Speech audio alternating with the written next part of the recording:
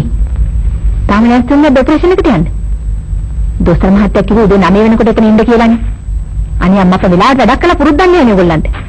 Simon අයියේ යන්නේ නැද්ද ඔපරේෂන් එකට? අනේ මං කළා ලෑස්ති වෙන්නකෝ. ඔයා පස්සේ කරගන්න බැරියේ.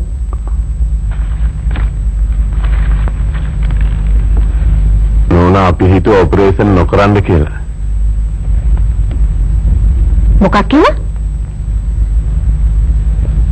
තව දරුවෙක් හදලම ඔපරේෂන් කරන්න හිතුවා. තවත් දරුවෙක්?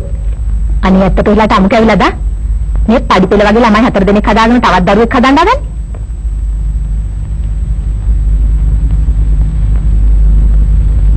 ආසෝම අඩු ගානේ ඔයගොල්ලෝත් නැද්ද මොලේ කලද? මෙයා කියනවා තව දරුවෙක් හදලා මිනු කියලා.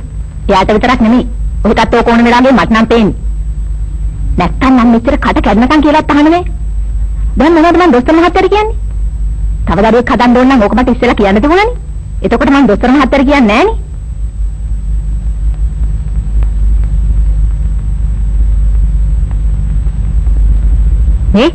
ඊට පස්සේ නම් මේ පලාතෙන්නේ නැහැ. ඔහෙලට කියන කට හොඳයි මම බිම උලා ගත්තා නම්.